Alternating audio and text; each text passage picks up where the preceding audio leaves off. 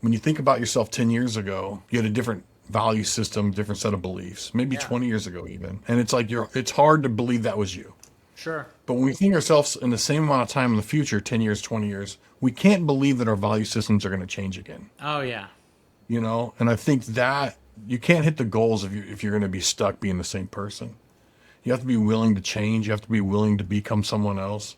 All right, welcome to the Artful Dollar. I have a good friend of mine, a tattooer I've been talking with for the past couple years. My good friend Matt Hodel. He's a 30-year tat wizard, slinging scabs left and right for 3 decades.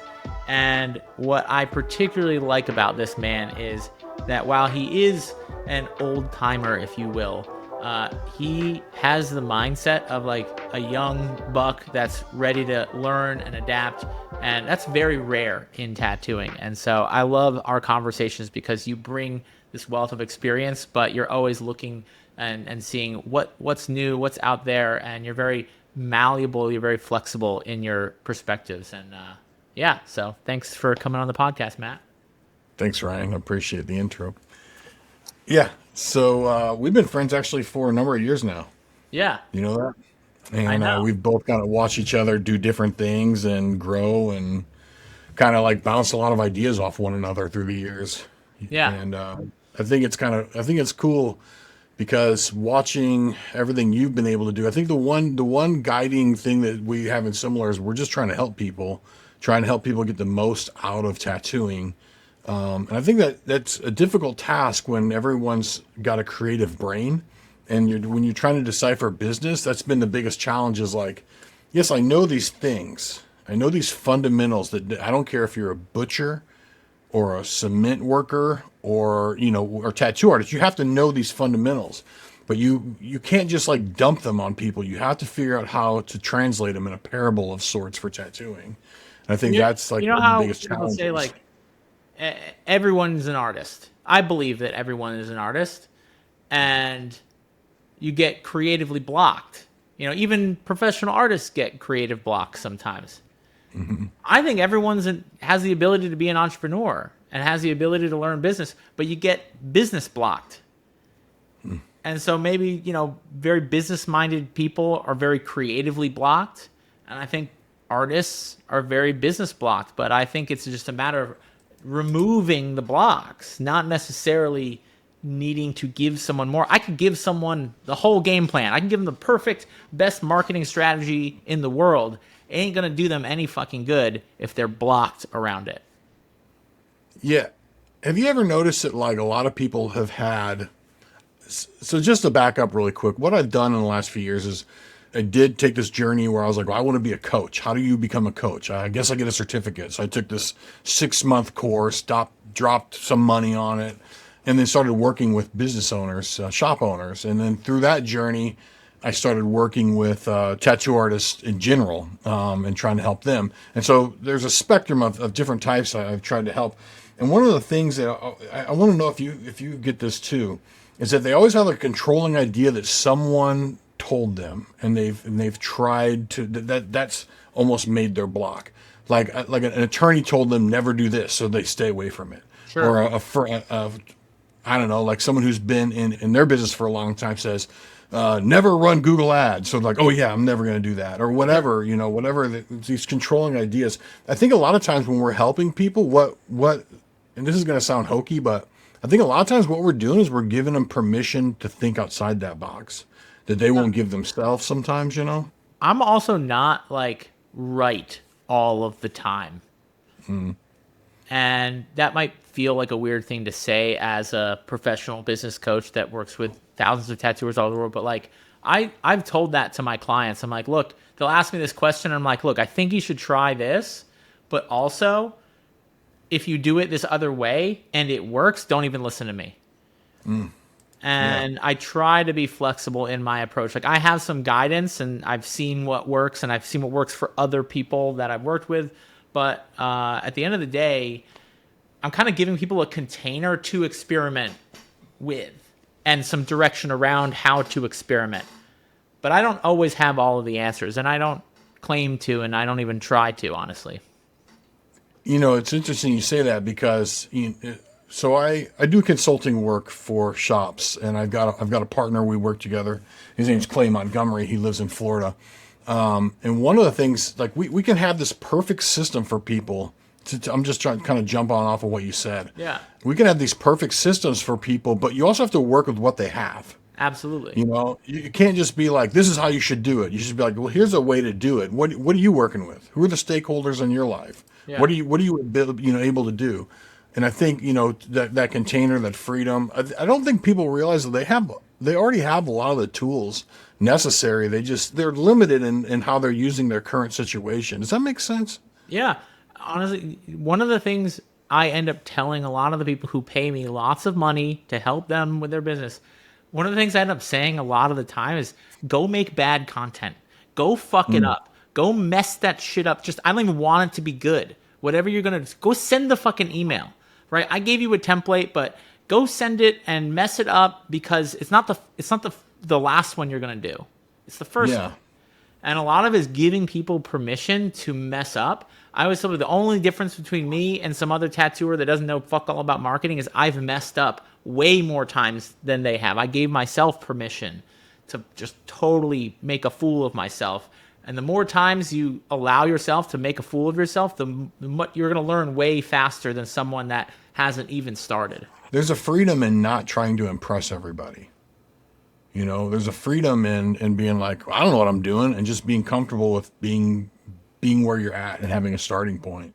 I know that, with myself, like when I first started into the coaching sphere, the consulting work, I would try to make these like perfect plans for people, and they just sounded phony. They sounded like I would write these proposals up because I thought that's what I was supposed to do. Right. And they just really sounded phony. So, the more I start to find my own voice and all that, and that's what I'm getting at, is like, yeah, go do it. Go mimic people. Go do what you think you've got to do. Go make your post or go do whatever.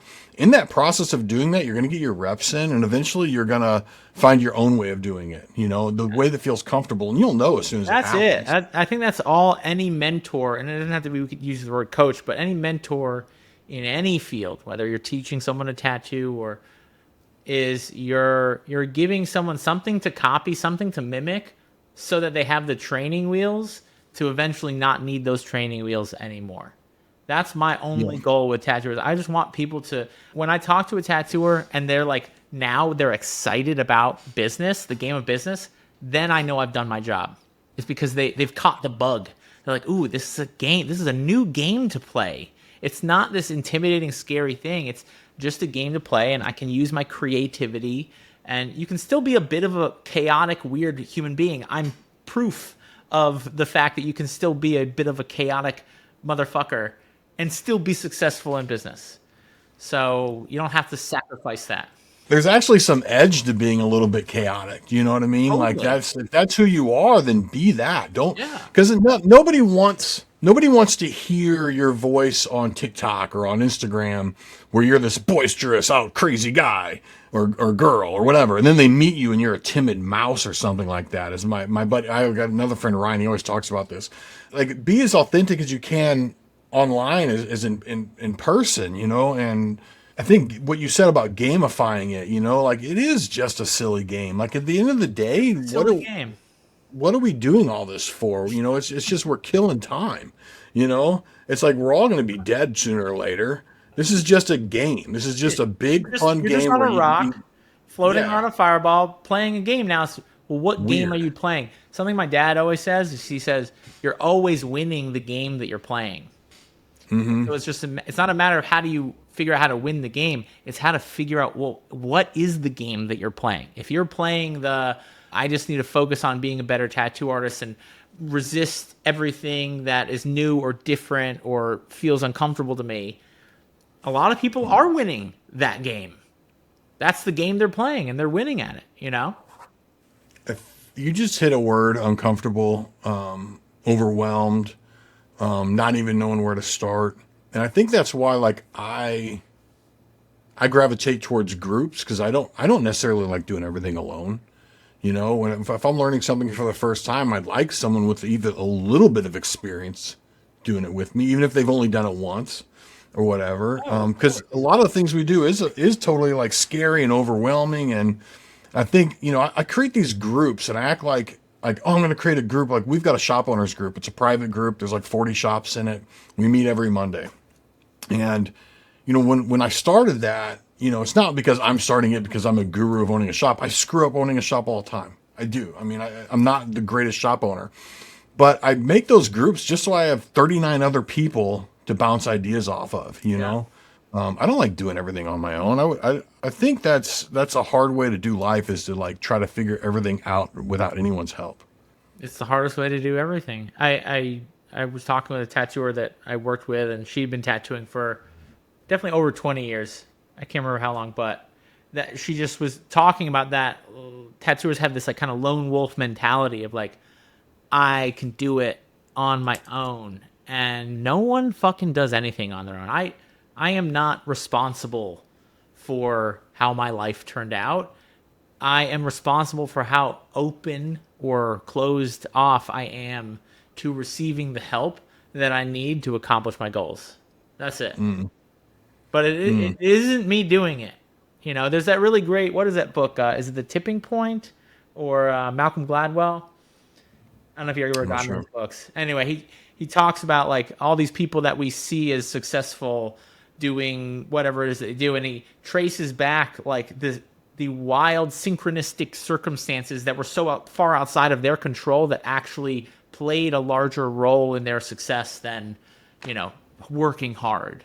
And I'm a big believer in synchronicity and how open am I to receiving something that is outside of my control. I'm not going to figure it out. I'm not going to have the best solution, but I'm going to move forward. I'm going to step, and I'm going to trust that the ground is going to come up to meet me with each step into the void that I take. That's what I'm good at. Everything else I'm terrible at. Again, surrounding yourself with the people that have done it before, whatever that is, that void, that scary part. I remember I got a friend who's a pretty good music producer. He's done everyone from like Michael Jackson and Backstreet Boys, Whitney Houston, to like a lot of the newer people. I mean, so I dropped that because he is successful. But he talks about his journey and how he had to surround himself with a lot of different people. And every time something he leveled up, so to speak, he was afraid the phone wasn't going to ring. Oh yeah. He's like, I'm gonna start doing it this way now. But what if no one calls me? And it's funny because people who are very successful at what they do, whether it's like music producer or whatever, they give information out freely. Have you noticed that? Yeah. Because if someone's actually putting in the work, they are willing to talk to you. If you're just talking about one day I want to open a business, it's hard to have a conversation with someone. It's like, okay, cool. Talk to me when you've lost 100 grand, and then we'll really have something in common. I mean, you don't have to lose 100 grand, but it helps to have a couple of failures in order to have this relatable conversation about what to do next. And then when you have those, I guess what I'm saying is when you have those people in your life, I got like 4 of them that I can think of that are all successful in their spheres. And it's like every time I'm scared or nervous or like I'm going to do it this way, my shop just pivoted recently and it's nerve wracking. I think, well, I owe it to them to keep moving through. This is where I'm getting the void part, to get to this next scary part, because I owe it to them because they took the time to talk to me and mentor me and counsel me. And it'd just be so silly to like run into them in 6 months and be like, nah, I quit. And I can only imagine them being like, why did we have all those one-on-ones then? What was the point of any of that? So I feel like when you surround yourself with good people, that momentum just, I don't know. There's something about that. You know what I'm talking about? Yeah, I mean, I think I'm also, being the chaotic human being that I am, if I don't have someone or something to be accountable to, it lowers the odds that I'm going to fucking do it. And I think the reason successful people give out information for free, I just did a post on Instagram yesterday. It's like popping off. I've invested now over $50,000 in just social media coaching. Like just that, not other coaching programs around business, ads, that whole thing. And I just made a simple post, and it is not complicated. It's just the information that I'm giving out isn't valuable. because if you don't do anything with it, it's not worth fuck all. And that's why I don't mind giving out information for free. I give out tons of information for free because I know the value is in the accountability and the implementation. And that's what people pay me for. I can give out everything. I give out so much free information on Instagram and YouTube. And I think tattooers, this like that gatekeeping, and I get there's, it's a controversial topic, gatekeeping. But at the end of the day, you could give someone all of your tattoo knowledge. It's not going to be valuable to people that don't actually fucking do something with it. Why do people just sit on the sidelines for so long? Dude, I ask myself this question a lot. And it's like, I think what's worse than all of this isn't just people not doing it, but knowing they can. And when you're working with someone and you're just like, you're mentoring them and you're helping them and you know they have it in them and they just aren't ready to break out of their shell yet. And you're like, man, you got more talent in your pinky than I've got in 30 years of tattooing. What is it that I can say that'll just, spark it with you? And I don't know how to meet people like that, I think my favorite question to ask someone that's in that position is, what are you afraid of? What are you really afraid of? Because the only thing stopping you from living into your greatest potential as an artist, as a business, as a human being is you're afraid of some outcome or afraid of something. And I think one of the most common things that it comes down to is people are afraid to take responsibility for their own greatness, because with that comes a whole lot of responsibility, a whole lot of like a workload, accountability, people looking to you for answers. Like, it's terrifying. And it's the only way to live into your full potential is to take responsibility for your own greatness. And I think people feel more comfortable avoiding taking responsibility for their own greatness. And then they win the game they're playing. They're playing a smaller game and they know they can win that game. And so they're going to keep playing that game until it becomes too fucking painful to continue to play that game.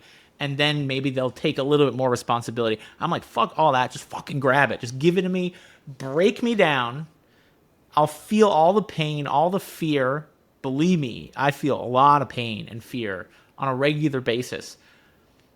But it's just removing everything that does not serve me. And like Hormozy says, the work works on you more than you work on it. The fear part, I'll tell a story, because I'm guilty of this. In like 2000, from like, I can't remember what the years are, like 2013 to 2019 or something, I worked in New York. And that's where I got my first business coach. That's the first time I ever actually tried to listen to someone outside of our industry, like really listen to him. And I remember we would go to lunch, and that's where we had our best talks. And he would tell me these things, give me these ideas. And I remember being like, oh, you can't do that. You just can't do that in tattooing. You don't understand. And here's this guy who's like moving millions of dollars in real estate in Brooklyn. And he's just like, what do you mean you can't do that? And I remember that feeling of like the box that I'd put myself in. And then I started to kind of like trust him and do some of the things. And I started seeing these results. Why did you want to work with a business? Sorry to interrupt you, but I'm just curious why you wanted to do that. What prompted that? It's a guy started tattooing up there, and he mentored people. And for whatever reason, he saw something in me. I have no idea why. And so he invited me into it. I don't think I searched it out necessarily, but I was open to it. Yeah. And I kept doing it because I would do something and then we wouldn't meet for like 4 weeks or 5 weeks. And I needed to, in those 4 to 5 weeks, I wanted to show him I was applying what I was doing. And I think the reason I was addicted to getting advice outside the industry is because, and now we're going back, 10, 15 years, whatever advice I was getting by people in the industry, it started feeling like rhetoric. It just started feeling like everyone's saying the same thing. And if none of it, if I just don't believe it. I just didn't believe what they were telling me. What's that? An echo chamber. That's 100% what it was, Yeah. and it was just like, put your head down on work, everything will work itself out, blah, blah, blah, blah, blah. And Draw, I had treat bigger, your clients right, and do good tattoos, and you'll be fine. and that was true to an It extent, but was. there's also all the other stuff that wraps around that, you Right. know? But nothing's true forever. Yeah, that's true too. Yeah. Nothing's true forever. So it absolutely was true for a period of time. That's really all you had to do. And it's just that people hold on to belief systems a lot longer than they are serving you. And one of my favorite, a coach I worked with, a business coach, she would say this thing. She'd say, the difference between a human and a rat is that if you put a rat in a maze and you put some cheese at the end of the maze, the rat will figure out where that cheese is and it'll keep running there, right? It'll keep running that same spot where the cheese is. But the difference between a rat and a human is if you take the cheese out, eventually the rat will stop running to that spot. It will figure out there's no cheese down that tunnel and it'll go somewhere else. A human being will keep running to the same fucking spot until it fucking dies. There's something about our belief systems that we hang on to for dear life long after they have expired, and I think that's why we listen to the echo chamber, even though it's not giving us the results that we're looking for. There's an awkward comfort to pain. Sure. I jumped in another group. There's a guy. He's almost pretty famous right now. His name's Cody Alford. He's a Marine, and he started a entrepreneur group. And so years later, this is about 4 years ago, and I jumped into one of his groups, and I was in his weekly calls for a while. And I started saying something one day, and what he told me was, he goes, Matt, this is simple. You're just afraid to succeed. And there was a truth to that. So when you succeed, you have Did you hear that when he responsibility. first told you that? You were like, "Oh yeah, of course," or did it take a while? Oh, it hit like a fucking ton of bricks, man. Because I would start these things, I would figure out why it's going to fail, and I'd convince myself that it was going to fail, and I would walk away from it. There was a book company that's still around, and me and a buddy of mine were starting this book company, and I remember sitting down with them and being like, "This, here's why it's not going to work," and it's out there today. I go into people's shops and see the books, Yeah. and I had convinced myself it wasn't going to work. There's a couple other scenarios like that, and I just convinced myself it wasn't going to work. And when I talked to Cody and he said, you're just afraid to succeed, he was absolutely right. Because if you succeed, it's one thing to sit in your corner and talk about your hopes, your dreams, your passions, and what would be cool and why everyone else is doing it wrong. That's easy. But actually going out and doing it, blood, sweat, and tears, and then having the responsibility of keeping it afloat, that's what I was afraid of, 100%. And so that's when he said that to me, I remember thinking to myself, all right, I want to help people. That's where I'm at in my life. That coupled with the business coach I had, gave me a book to read, and that influenced me as well. But that's what pushed me into like coaching and building something. And now I'm very busy. It's crazy because I think about those meetings I was having with Cody, and I was just doing my appointments, and I was running my shop, and it was very low key. And I remember thinking the world was passing me by. I remember thinking like, man, I think I was 45, 46, 47 at the time, something like that. I remember thinking, this is it. Like, is this what you do till you're done tattooing? When this is all you're going to do? Like, how are you going to give back, Matt? How are you going to end your career that was so beautiful to you? I got to tattoo in Japan. I got to run Europe. I got to tattoo in Brazil. I've worked with the absolute best in the industry, and I've taken. And I wanted a chance to just give back.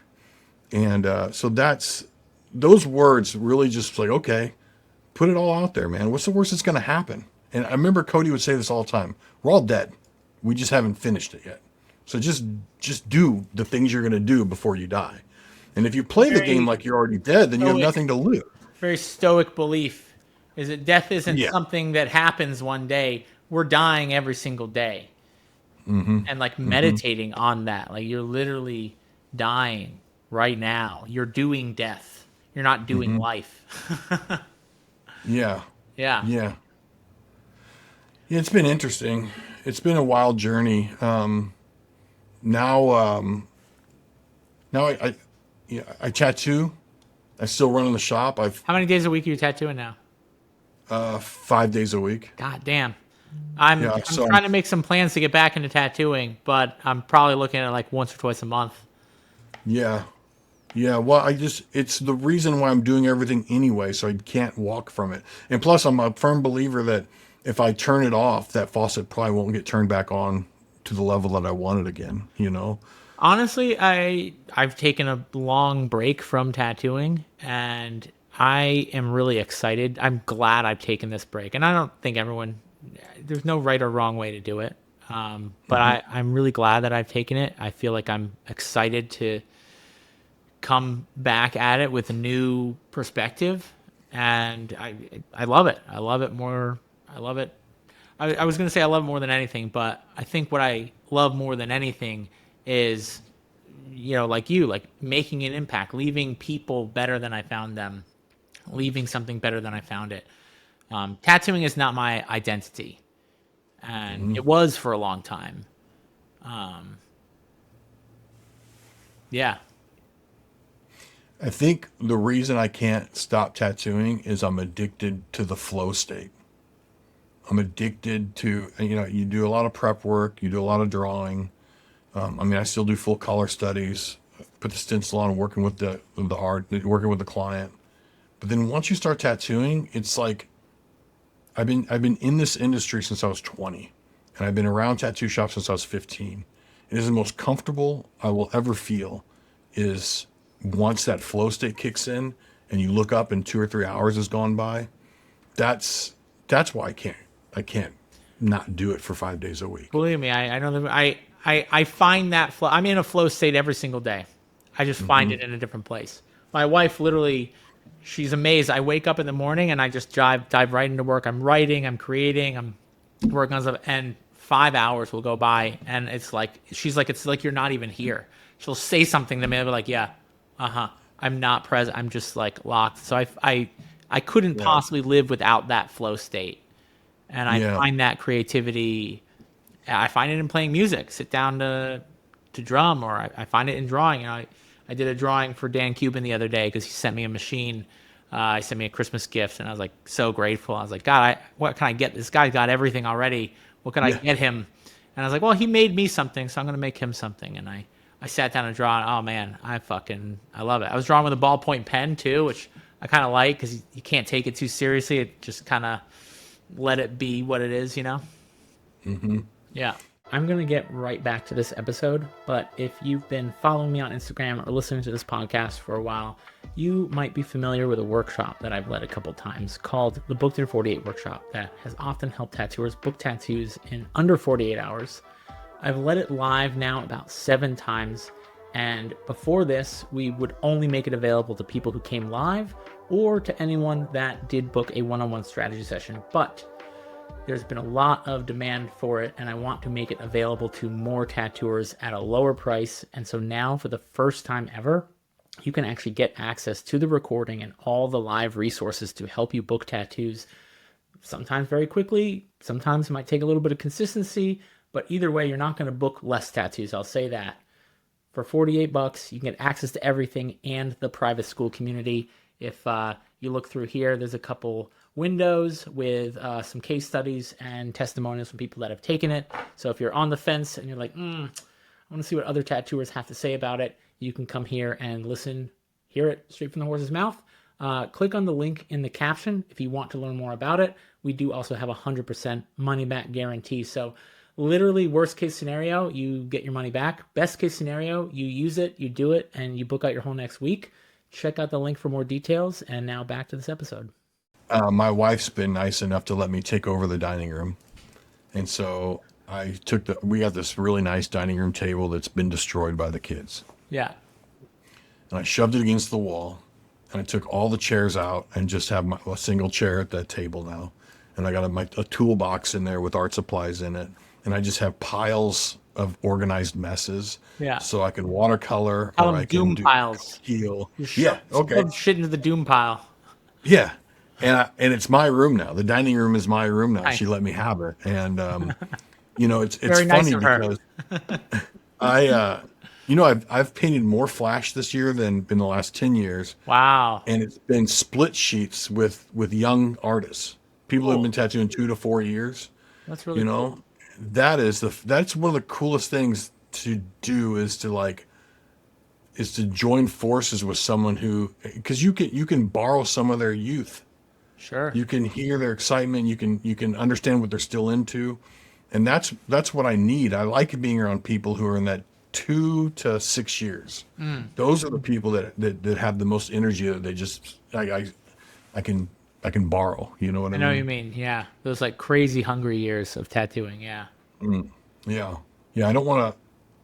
I think there was a burnout phase where I was just like, what am I doing? Rinse, wash, repeat. What am I doing with my life? And I think it was right around the 10th year.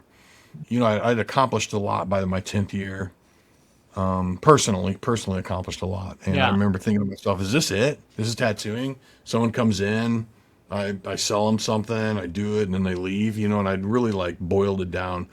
And it really bothered me. And so I remember in my 10th year, I was tattooing at a shop called Trader Bob's.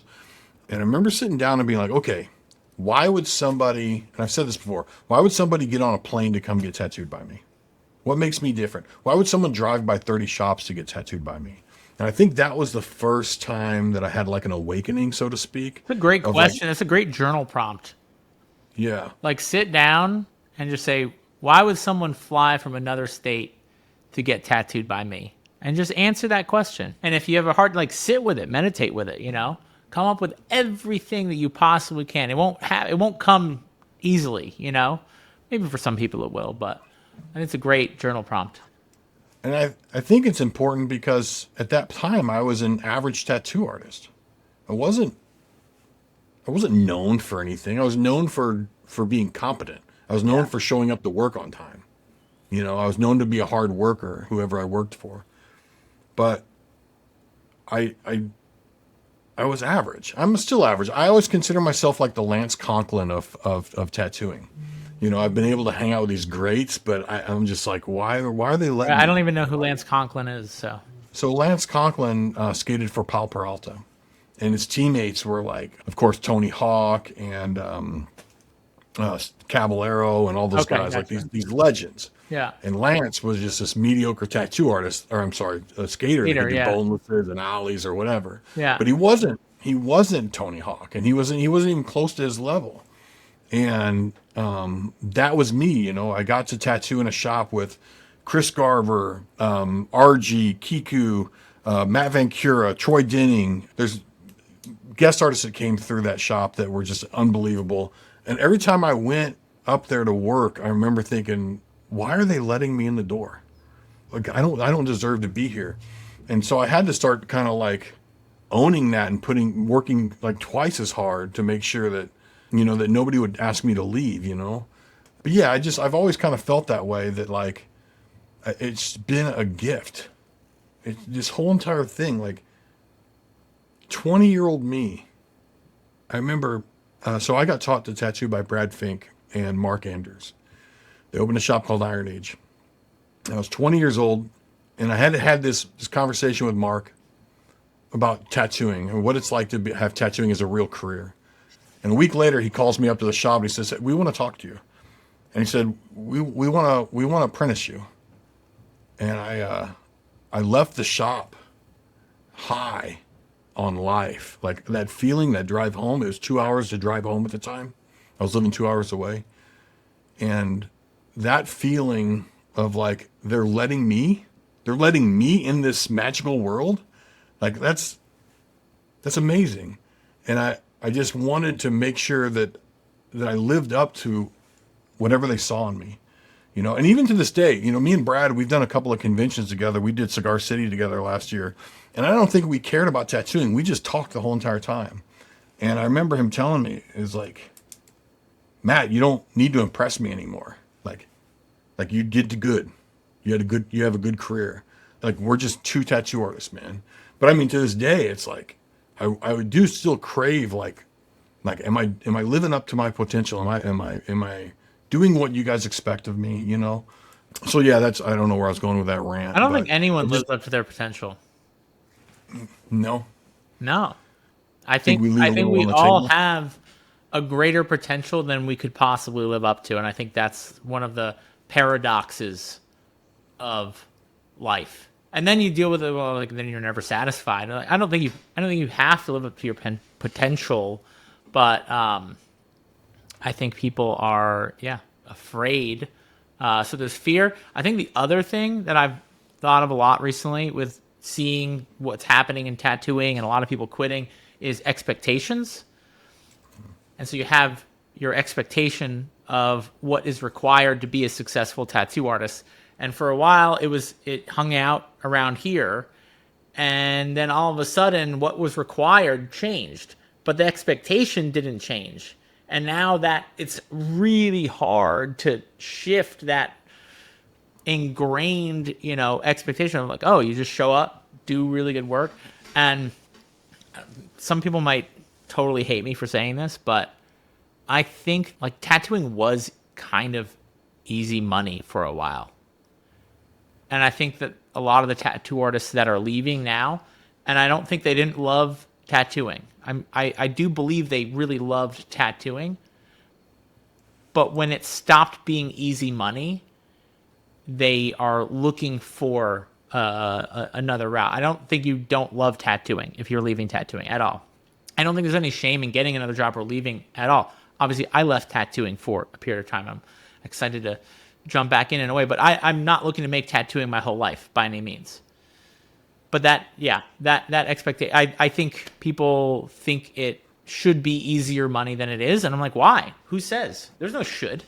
It shouldn't be any fucking way. It's fucking harder money than it ever fucking was, and that's just the way it fucking is. You either accept it or get out. I'll take it a step further and say, and this I've started arguments on the internet over this one. Just Tattooing, say the damn thing. money is a byproduct of tattooing, right? And so these people that only focus on like effort and reward, I tattoo, I make money. You know, and they get drunk off that. You know, I do a painting, I'm going to get paid. If I do anything, I'm going to get paid. And the reality is that if you're doing all the things, so what are those things? You're doing good with time management. You're onboarding clients smoothly. You're giving people a service. You're meeting them at their level. You're not having this ego moment. You're doing all these things that need to be done. You're marketing to find the people. Then money just happens to kind of come along. And this is the fucked up part about money is, and you talk about this too, is that money's everyone considers money as like evil. Like don't sell out, don't get rich, don't do these things. What money is a reflection of how well you've served your community. Because if you have a product, if you're doing this thing, if you open a business, and that's what we are, even if you're an individual or you're actually owning a shop, if you're just tattooing, you're still a business.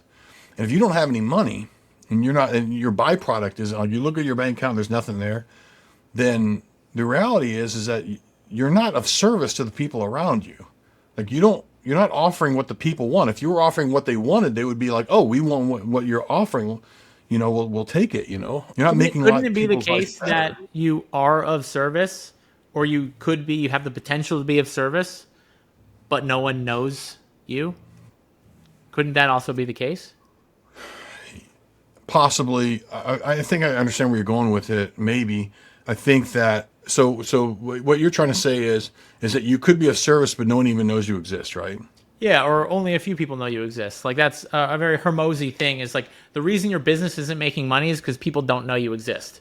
And Yeah. Then tell someone. if more people knew you existed, and your Right. business doesn't suck, then you're going to Right. make money. So it's not just offering a great product, right? You could have the best fucking computer. I could come up with the best mobile phone, right? It far surpasses what Apple's doing and Android or whatever, anything else. But if no one knows it exists, then it's not going to make money. Okay. So let's take it to this. In order to be good at service, you have to have one thing. You have to have empathy. And empathy basically means shared pain. If you don't share pain with your clients, if you don't know where they're coming from, I agree it's with hard to that. be of service, I, right? yeah. And so that's the first thing. And so again, I don't want to say it's like all about the product. That's not what I'm talking about with service. What I'm talking about with service is when someone comes in and they just had the worst week of their life and they've buried their mom and they can't even think straight. Like they pick up the phone to call someone and they've dialed the wrong number 6 times. That's a certain level of pain that they're going through. And they need to find some closure and they come to you. How do you handle that situation? That's what I'm talking about of being a service to your community, to your fellow man. At that moment, you It, could really be a, it doesn't have to be such. That's an extreme pain. It could it's be extreme, you went to sure, a sure. tattoo artist and they had an attitude and you felt weird about it and that was uncomfortable. And then you go to another tattooer and they're like, "Oh, I hate when tattooers do that. I totally understand. Let me really sit here and listen to what it is that you want." And you don't give them that. That's the word. Right. That's the word. Listen. Right. Yeah, and that was an extreme situation. I get it. Yeah. I didn't mean to like weight the conversation one way or the other. But even the simplest ones, of like 3 girls that are probably never going to see each other again because they're all going off to college.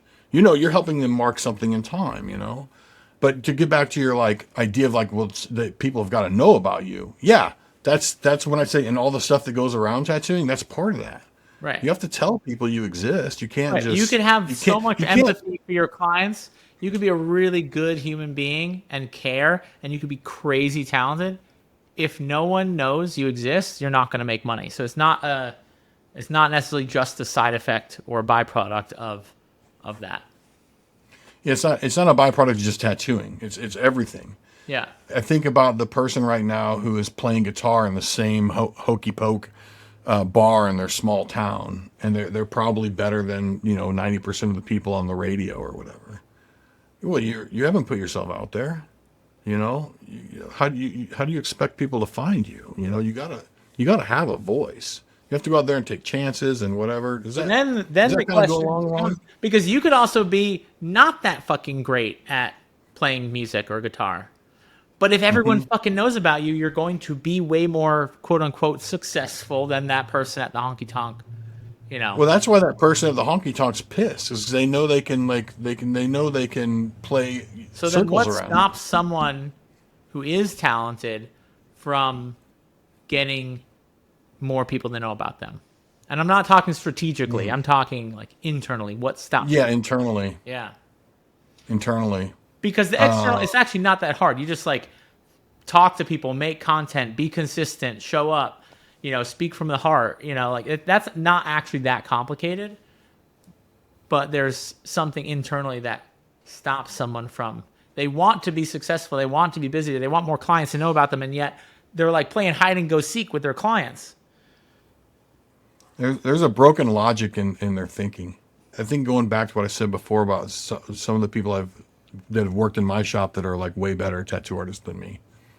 And there's nothing I could say to them to make them put themselves out there.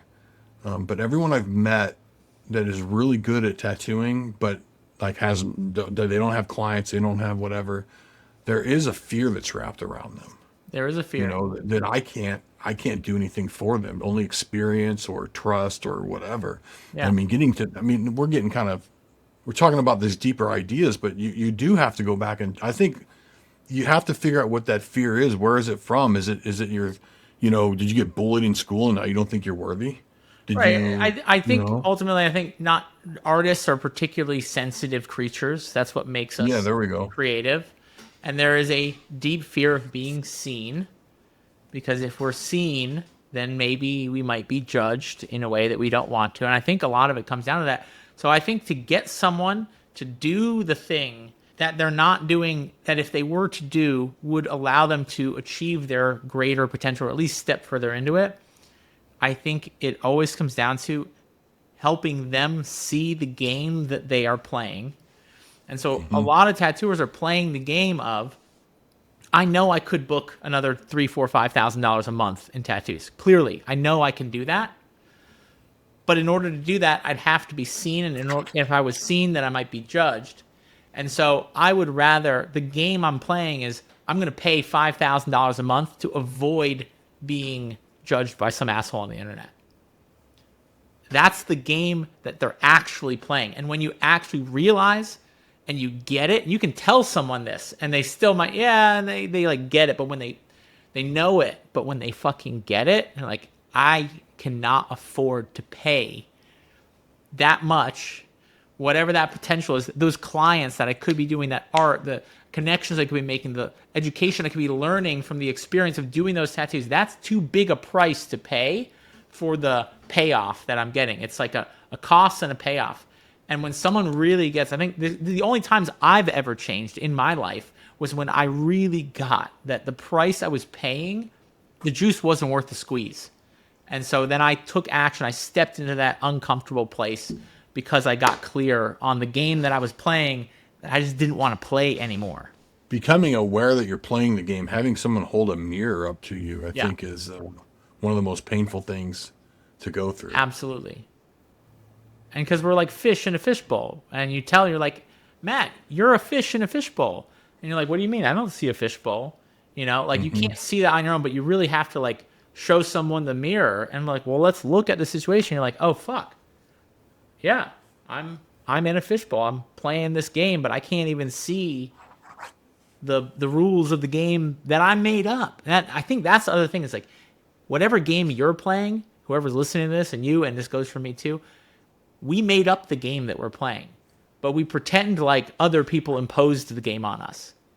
And like we don't have a say in the matter. There are no fucking rules. You're on a rock, spinning around a fireball in a fucking black void of nothingness. There's no fucking rules. You made up the game, and then you followed those rules, and then you blame everything else, thinking that, well, I can't do the XYZ because of ABC. There are no rules. You made up. What about this sentence? When we meet someone like that, I think here's what I hear. Well, I don't have enough XYZ. I don't have enough time. I love that one. I love the I don't have enough time one. We all have the same amount of fucking time. Yeah. So I've been listening to a lot of I'm big into like Stoic philosophy, and like Ryan Holiday has all those books on the Stoics were so interested in time, in how we relate to time and manage that time, because we are dying. Every day we're dying. You're not living every day. You're dying every day slowly, and eventually you will no longer have any time. And we waste that time in so many ways. I mean, if I'm really honest, I do. I waste time on social media, and then I say I'm doing work, right? But really, I'm just scrolling through bullshit. That we waste time, and a lot of we go to sleep later than we really should because we stay up watching some bullshit that doesn't help us, and then we sleep in late, and then we get distracted. We don't create structure for our time, and I'm a total fucking dumpster fire when it comes to my time, and so I need to put walls and parameters that make it really hard for me to waste my time. I have an app on my phone that blocks Instagram after and before certain hours. I need that structure, otherwise I will waste that time. And so every time someone says I don't have enough time, I just say, okay, where are we wasting time? How much time are we wasting? All of a sudden, there's another 5 hours. I think people also overestimate how much time they actually fucking need. And it's like, well, you think you need 4 hours to do that. What if you just spend 20 minutes doing it? What if you just spent 20 minutes making content? You think you need 4 hours. You think you need to block out a whole day. What if you just spent 20 minutes every day? You'd probably get a lot further than making the excuse that I don't have enough time to do it. It's funny, too, because you don't realize how much time you have until you have responsibilities. And what I mean by that is kids. I was about to say, anytime someone doesn't have kids and they tell me they don't have fucking time, I'm like, motherfucker, I got a daughter, I got 2 stepsons, I live in 2 different states, I take a train back and forth between states, and I take care of all these fucking kids, and you're telling me that you don't have enough time? Yeah. We between me and my wife, we have 5 children. And I remember there was someone that used to work for me. I wouldn't say work for me. They worked at the shop. And they were like, I don't have time for that. I was like, you've got a dog and a boyfriend. I don't know where all your time is going, but I would trade places with you in a heartbeat when it comes to the time aspect, Yeah. But yeah, when it is funny how we almost have to have something taken away from us in order to understand how valuable that resource is. I wanna this is gonna sound cheesy, but Jelly Roll of all people just did an interview that I really liked, and he said people overestimate what they're going to do in a year and they underestimate what they can do in a lifetime. Yeah. And I've been thinking about that a lot lately. What is a lifetime? What can we get done? I've heard that in reference to like we overestimate what we can do in 1 year and we underestimate what we can do in 10 years. Yeah, okay. That might have been what he said, and I probably butchered it. Sure, but yeah. But There's it all applies, yeah. yeah, I think one of the things that really changed and got me, two things that got me out of my slump, because I had these accolades, right? I did these really cool things with tattooing, and then you're not the center of attention anymore. Like these young kids come up, and they're now the center of attention. And I remember feeling kind of bummed about it, like, hey, I still want attention, my business coach gave me a book called Strength to Strength. And I think I've talked to you about this before, I don't know. but if you I can, don't recall it, but well, you'll probably have heard the concept of the idea of crystallized intelligence and fluid intelligence. And so what this basically is that the idea is of fluid intelligence is that's your creativity, that's your God-given way to just be creative and do the things you do. That's for writers, that's for tattoo artists, that's painters, that's whoever. And you'll kind of crescendo, and then it starts falling off quickly. And then you'll try to chase that high of when you were at the top. And you've seen it before, washed up bands that probably shouldn't go on stage anymore. sure. It's like, just give it a break. Well, the people who have happiness in their life, they realize that they've got crystallized intelligence. They've have enough experience in their life to know if A happens and B happens, then C is probably going to be the result. And what they can do is they can turn around and help the people that are still on that first rise. And I think for me, that's pretty important. They talk about in that book, Strength to Strength, they talk about how Darwin wrote that great novel that he wrote and then spent the rest of his life trying to outdo that novel. And he in his journals, he talks about wanting to blow his head off. He hates it, hates his life because he can never top what he did. Where then you have someone like Bach who had this great life and he had like something like 13 kids. And he was like, you know what, man, I think I should stop doing this whole music thing and turn around and help my son. And so Bach is a good example of someone who died happy. And so I had to see that in myself, and I was like, you have crystallized intelligence now. You're never going to be the center of the universe or whatever I thought I was supposed to be. I'm never going to be famous. I'm never going to be whatever this thing is. And so now it's time to help people. I think that's where I find a lot of my happiness now is Yeah. and doing like the stuff we're talking about, but the whole time thing, what do they say? It's the only resource you can never get back. Yeah, it's the most finite resource in your life. You can always make more money. You can always get more friends. You can always find more love. You can create more love. But you will never get more time. And yet it's the least managed resource. I mean, people are pretty bad at managing their money, but people are pretty willy-nilly with their time. And I speak from experience myself. Like I've struggled with it. I've resisted scheduling and structure, and even when I have to sit down and do it, my wife will tell you, I get tense sometimes but I know I have to do it because if I don't, I'm so afraid of what happens to my life if I don't do it. Again, the juice isn't worth the squeeze. Me avoiding managing my time is gonna cost me so much more than the momentary discomfort of sitting down, looking at my schedule, organizing, doing what I have to do. And I get so much more out of every day that I live because I put parameters around how, and there's like this theory of like energetics. I can't remember, there's a chronotype. Have you ever heard of chronotype? No, tell me. So everyone has a different, you can look up, there's like a test you can take online, and it'll tell you what part of the day you should use on what types of activities. And so there's certain parts of the day, like some people are super creative at night. Not me. I'm not. That's not when I like to do my flow state creative work. I do that first thing in the morning. That's for me. So I don't take meetings I try to take them not before noon, but generally before 11. And I wake up sometimes at 6 o'clock in the morning so that I can get peak hours from 6 to 11 of just highly focused, no notifications on my phone, no social media, just focus on the work that I have to do. And then later in the day, so I don't work out in the morning. I've been working out 4 days a week for months now. I'm really trying to get in shape. But I have to work out in the evening because if I work out in the morning, I take time that's better used for creativity. And it's actually not hard for me to work out in the evening. because I don't have to use my creative mind to do it. I just have to pick something heavy up and put it down over and over again. That's it. So I know what you're talking about. I call that first hour in the morning the hour of power. That's when your brain is working the best it's going to work for the rest of the day. What do you do during the hour of power?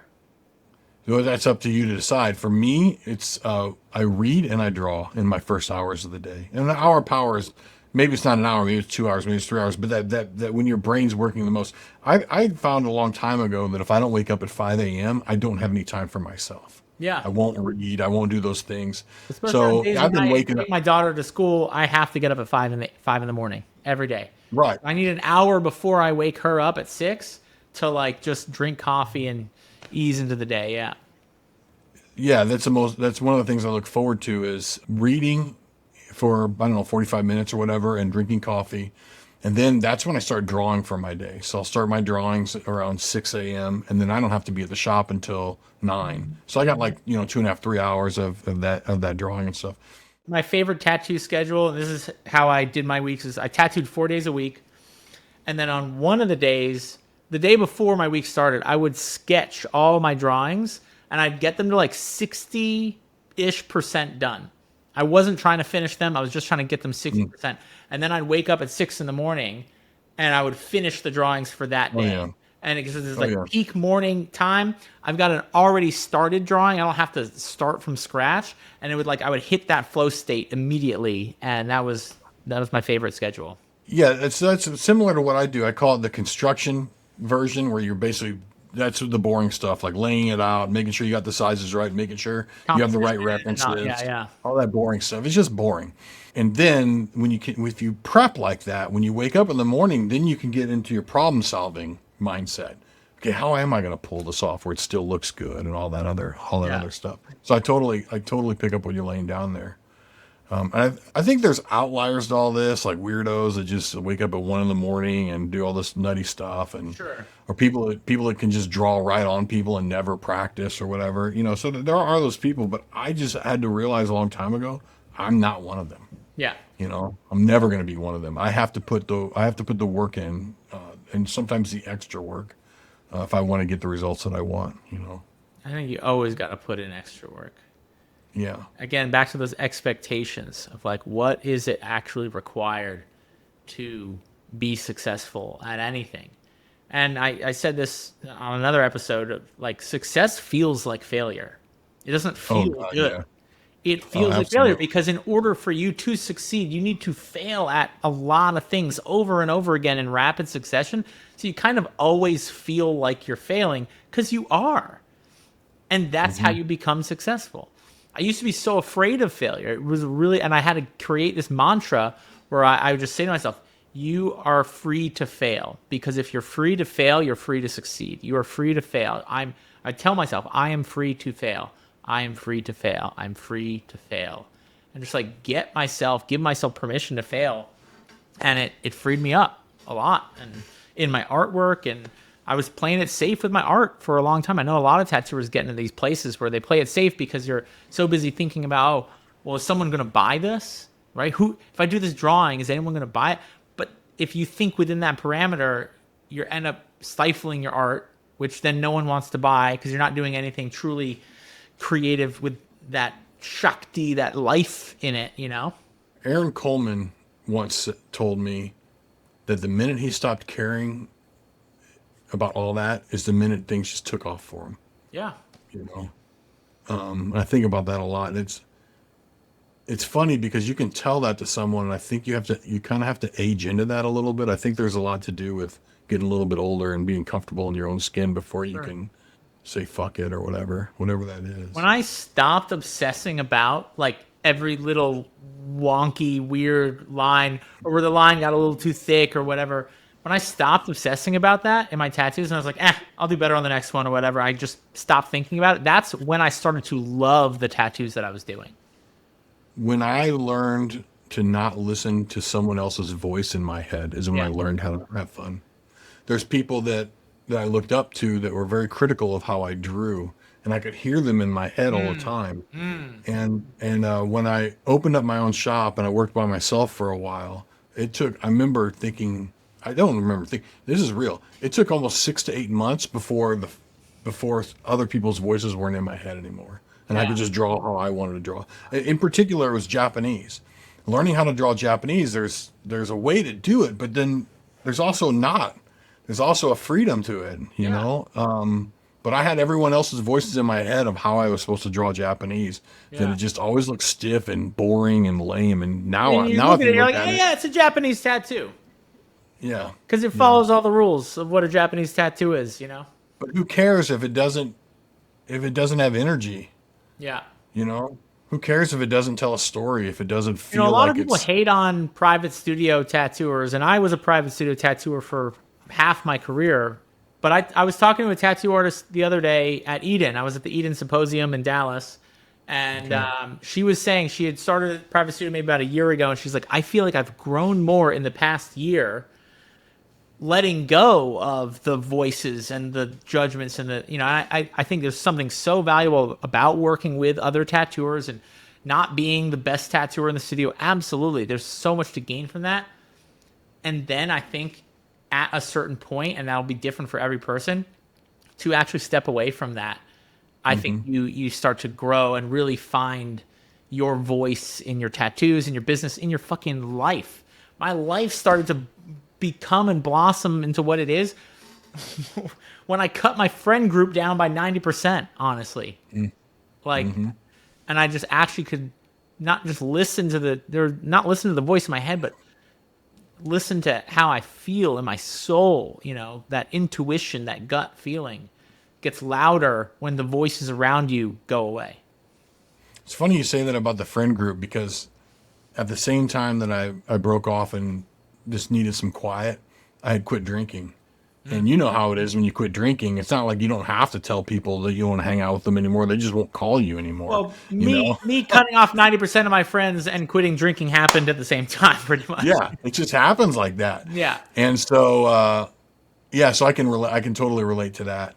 Yeah, it's I don't know, the whole argument about private my buddy Clay always says tattooing's not a monolith, you know. There's a lot of ways to get the job done and there's a lot of ways to serve people and some people don't, some people feel more comfortable in a street shop, some people feel more comfortable in a private studio.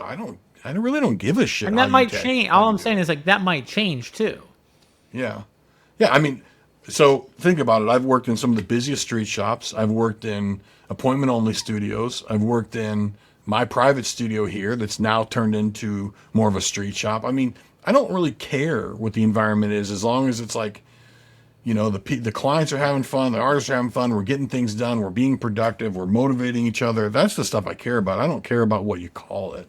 I think people do, like, especially the internet. The internet's so stupid. It's like Well, act you like can tell people. someone makes the rules. The king of tattooing says that it should be this way and it shouldn't be that way. Who the fuck is the king of tattooing? Who the fuck is this? Where does this Well, come what they from? don't realize is that there's like 10 kingdoms now. You know? So your realm like doesn't overlap with someone else's realm anymore. And I think that's the thing that is hard to understand, and I mean American tattooing is only what 100 150 years old at the most. Yeah.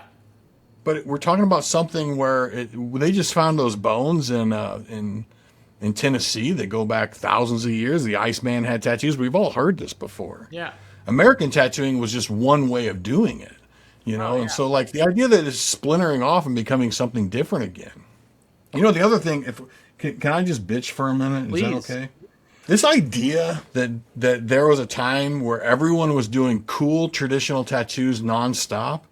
I mean, unless we're talking about like this moment where it was like Sailor Jerry and all those guys, but the 70s, they were using like threes and fives.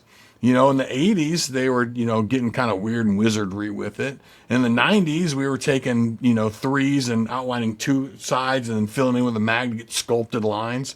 And then it was in the 90s that we started like appreciating traditional tattooing again. But there's this like idea in tattooing right now that there was a time in the walk-in shop where all you did was traditional work and that's it. And it's funny because when you read Sailor Jerry's writings, you know what he wanted to do? He wanted to start outlining thinner, but nobody liked it. So it's funny. It's funny to me how we have this romantic idea of how things were when it's like, I don't know. I mean, we're in the now, like let's just do what worked. Nothing actually was the way you think it was, and that's just No, true for all history. it feels like LARPing, you know? It feels like a character. We're You know, I LARPing rode motorcycles tattooing, yeah. forever, and then motorcycles became popular, and you saw these people pretending to be grubby. That was weird to me. It's like, why are you pretending to be poor or whatever? I don't know. This idea that you're pretending to be what a tattoo artist should be. It's like you're living up to some myth. You know, it's like I just I be want to you. break it all down. I want to break it all. I don't think any ideas of the way a tattoo artist should be. The minute anyone says the word should, period, and this goes for everything, the minute someone says the word should, I already know that I'm listening to a limited perspective that is not the truth. Well, Every word that comes after the word should is a limited perspective that is not the truth. And I dare you to give me an example of that not being the truth. I so I say all that, but that doesn't mean I don't enjoy doing traditional tattooing No, still. I'm not You know what I mean? arguing against that So either. it's like I can still like kind of like poke fun a little bit and be like, guys, girls, whoever we're talking to, just enjoy doing the tattoos. Like who, like I don't know, whatever. I don't. That was my Well, I like 5 minute it rant. because you enjoy you appreciate what was without clinging to it. That's I Yeah, mean I can that's how to respect how talk about things how to were live a without. happy life, how to die happy. Appreciate what was without clinging to it, and you will die happy. Yeah, Hey, you know, Darwin we couldn't appreciate what was without clinging to it, and he died fucking miserable. And that's the key to life. I always like think that you should Up, if you're should, living. up. Oh yeah. Okay, sorry. If No, you're it's okay. living in a mindset of like this, let me I always think to myself whenever someone rants on the internet about how things should be, I always go, well, Horiyoshi didn't do it that way. And Yeah, he's the best, you know?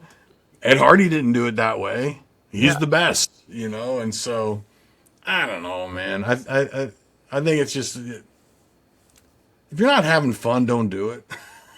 You know? I don't know. If I you're do a waking lot of up stuff that every day isn't like fun. what's that? I do a lot of stuff that isn't fun. Yeah, but there's a reward to it, and that's fun. Yeah, yeah. So in a There's a weird Mark way, Manson. I've been really diving into a lot of Mark Manson's. He wrote the book, The Subtle Art of Not Giving a Fuck. Have you ever read that?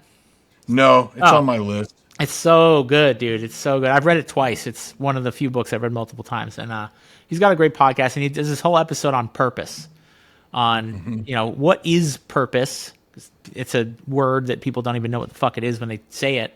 And how do you find your purpose, and what does that really mean to find your purpose? And one of the things he says is, just because you're passionate about it doesn't mean that it's your purpose. You can be passionate about tattooing or drumming or whatever. It doesn't mean that it's your whole purpose of life. And so I'm curious for you, like, what do you feel your purpose is? I could tell you my purpose, but I'm curious. What do you Oh, feel your mine's purpose- simple.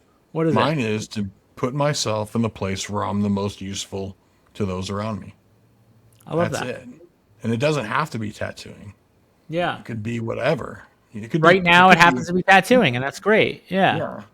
It could be like helping someone cross a street. It could be helping someone with their lawn. I don't really care. If you see, one of the things that happened when I got sober was a guy I looked up to. He said, the only thing you have to do right now in these early days of sobriety, he said, is there's going to be a moment where someone needs help and you need to help them. And then, part two, don't tell anyone. Just do it. Yeah. And it was weird because it was hard not to brag about helping people in the beginning. It really was. It's like, oh, whatever. I You helped want that someone. validation, and yeah, I get Yeah, that. all that shit that goes along with it. But when you just start to take that mantra or that mindset of like you're not supposed to find this, and it's almost selfish to an extent of like I'm going to define myself how I want to define myself. It's like the universe has kind of already got this plan. Maybe that's hokey, but I just think that we're all on this planet we're supposed to be just helping one another. That's it, man. And so that's my purpose. Now, I might have avoided your question a little bit, No, I think you answered it straight up. You're like, your purpose is to put yourself in the position where you can be of service to others in the best way possible. Something like that you said. I love that's that. basically it. That's basically it. I personally define my purpose as I am here to create freedom and self-expression in whatever way, shape, and form that shows up.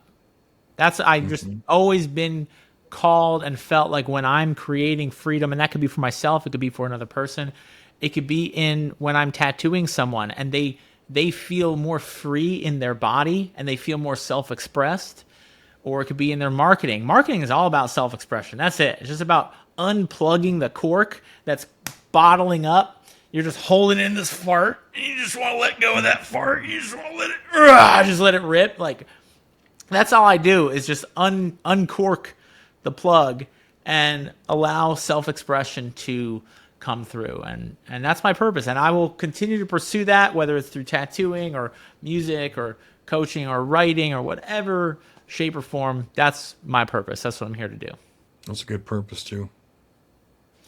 I don't even think there's a good or a bad purpose. It's just how, it's just about being clear on it. So I think every tattooer out there who's worth their salt, I think they are passionate about tattooing, but it doesn't mean, and now maybe your purpose is to be the best tattoo artist, and I don't know. I can't define that for anyone, but I would also invite people to question for themselves, what is your purpose that maybe tattooing is a piece of, but might not be in and of itself the purpose.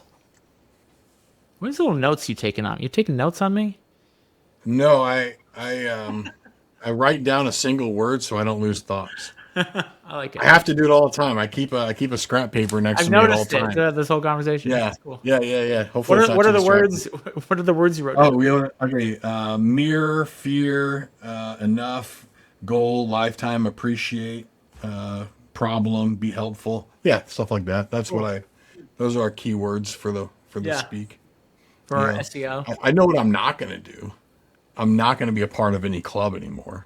I'm not going to be a part of a club that has rules that I have to abide by, or else they're going to kick me out or frown upon me or anything like that. I tell you that. I tried to belong to clubs like that, and I never did. I failed. Yeah, and that could be punk rock, that could be tattooing, that could be motorcycle, that could be whatever shtick. It could. I'm sure mountain climbers have a hierarchy where, like, if you're not a free climber, you're a loser. You know what I mean? Like, I don't care about any of that. I'm just here to have fun. Yeah. I don't care about any of that stuff. Yeah. For people who don't like rules, they usually have a lot of rules. Right? For people that avoided fitting into a cookie cutter mold that society has laid out for them, tattoo artists seem to try to fit into a particular mold. They can. They get in that trap, man. They get in that trap. It's a trap. And it's sometimes people don't wake up from it. Yeah. They just don't. I'm just lucky that I had good mentors to show me what was important. And show you what's not. Yeah, one of the things about Brad was magazines would want to do write-ups on the shop, and he would always refuse it. He'd always and this is 95, 96, 97, whatever. He always like made it more important about the people than about a magazine or anything like that. Like, that's what I took from him, and I kind of, maybe I took it too far or whatever, but no, I think that's a great thing to take. And I think I can definitely be guilty of making something my business or my accomplishments about me. But I think we need a constant reminder of like, oh, it's not about me. The minute you make it about you, you stop serving its purpose, I feel.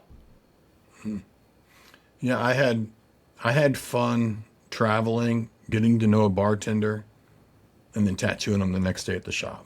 Getting to know, so I just went out to Nebraska. The first tattoo I did was the lady that checked me into the hotel. I did a Texas tattoo convention last year. I tattooed a person who I called on Airbnb.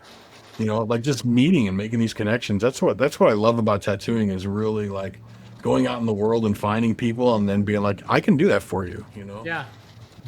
Can you hear the rain? No, I can't. No. Okay, I wasn't sure it was picking up. I have all these skylights in my bedroom in Rhode Island, and it just started pouring, and it's loud, and I couldn't sure if you would hear it.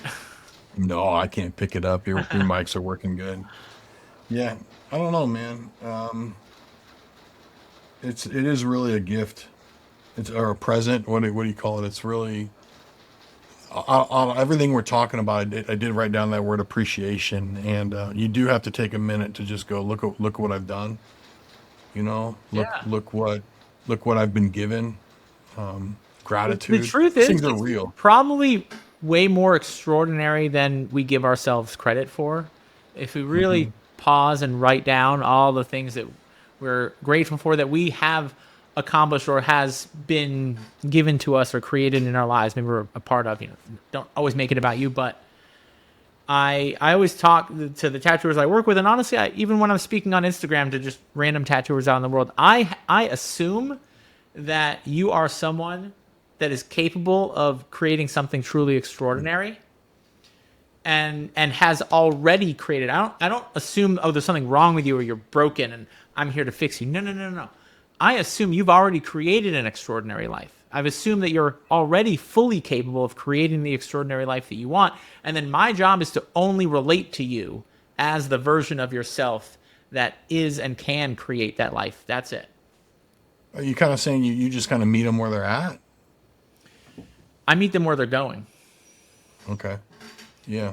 Like that You know what? Wayne Gretzky quote that's not actually a Wayne Gretzky quote. I think Steve Jobs quoted Wayne Gretzky, but it wasn't a real. He was like, I don't shoot, I don't skate to where the puck is. I skate to where the puck is going. But that Yeah. Wayne Gretzky never actually said that. There's a lot of that. I took that course on coaching and whatever, in business and everything. And there's things that I still think about from that. I took that like 3 or 4 years ago.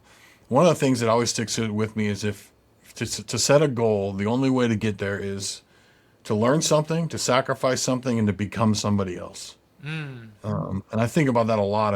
And then there was a podcast or something I was listening to, and they were talking about how when you think about yourself 10 years ago, you had a different value system, different set of beliefs, maybe Yeah, 20 years ago even. And it's like it's hard to believe that was you.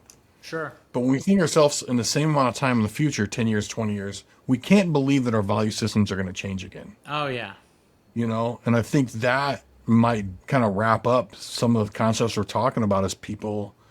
You can't hit the goals if you're going to be stuck being the same person. You have to be willing to change. You have to be willing to become someone else. It's it's weird. Like even the easiest way to relate to this is everyone who's a parent, pre-parent, post-parent. And the first time you hold that baby, you're someone else. oh And you yeah. have to become someone else. Learn And I something, don't know. sacrifice something, and become someone else. Become someone new. Yeah, Yeah, you have to become someone else. And the reason I use the baby situation is we all know that dad or maybe that mom who didn't change. And you kind of go, man, what are you doing? You got a kid now. yeah. We've not that they're terrible people, but they're holding on to who They're they used holding to on be. to a viewpoint, a perspective, an opinion Hmm. that would have served them and their kid to let go of. Yeah. Yeah, Oh yeah. When yeah, you become a yeah. parent, you gotta let go of. Oh, you gotta let go of so many things. That's the truth. You realize kind of how selfish you actually are when you become a parent Yeah, because you're constantly forced to do things that you don't want to do, and if you keep fighting it, you're gonna be fucking miserable. And so you just have to kind of surrender to it. And I don't want to wake my daughter up at 6 o'clock in the morning and make her a fucking biscuit or whatever the fuck, bacon, and take her to fucking school in the cold, get on the subway in New York City. No, I don't want to fucking do that, but that's what I'm here to do. I'll do it and be grateful for it. that's why I started waking up early. Yeah. Because once the kids were awake, my day was dedicated to them. Yeah. But from 5 to 7, that was the time I had. Yeah. Well, I don't know what note we want to wrap this up on. I do really enjoy our conversations, Matt, and it's been a pleasure catching up with you. Yeah, I appreciate you having me on, man. I mean, you've been doing this for a while, and I get to watch your success and how you've been helping people from afar. And when your name comes up, I say, I think that guy's I know Ryan. He's a good dude, man. Appreciate that. I've said And the same about you many times. I just wish that people like you and other people, I just wish we could get together more often. That's the only thing that sucks about this tattoo world is that you get to meet these people in brief moments, and then you get to see them again a year later. I think that's the only bad thing about tattooing is that you can't just be around them nonstop. I mean, is that tattooing or is that just life in general? Maybe that's just life. Maybe that's just life. Yeah, But I think that's the selfish in-person thing I have. events are going to take a lot more precedence in 2026, and we're planning an in-person event. We have some plans for it. We're not quite sure when it's happening, but I'm pretty committed to making that happen. Because yeah, it's a magical. Are you gonna be out at Evergreen next year? No, I don't think so. I'm really trying to cut. Speaking of events, I'm trying to cut back on traveling. Okay. Especially because I just go back and forth between New York City and Rhode Island on a regular basis.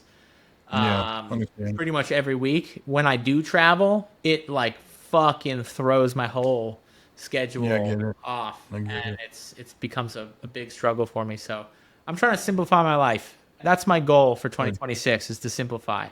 I've Good. made I've made a lot of things in my life very complicated.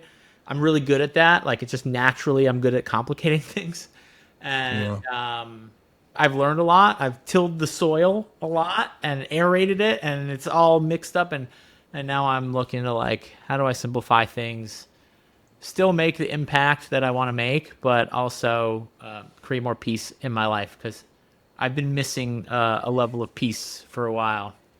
Knowing what to leave out is an art. Yeah. I think the best tattoos, my tattoos really changed when I started to look for where can I not tattoo on the skin? And I think for life, like where can I not fill that moment with something productive? You know, where can I just have that pause and We need it. We need downtime. yeah. Well, we could probably keep talking forever. I just want to say again, thanks for having me on. Yeah, dude. And I think it's ironic that we've actually never been in the same room. Right. We've never met in person before. Well, This let's is a change that in beautiful thing. 2026. Let's make All right, something cool. happen. I Cool. All appreciate right. you, and I will definitely be speaking to you soon. Thank you so much for coming on and sharing your wisdom with the audience. Thanks, Ryan. All right, if you found this episode helpful, one of the best ways for you to help other artists is to share this episode. Leave a review and subscribe. It helps other people find my channel, and you never know what a difference it might make for someone else. Plus, I will forever be grateful for your support, so I just want to say thank you and have a great rest of your day.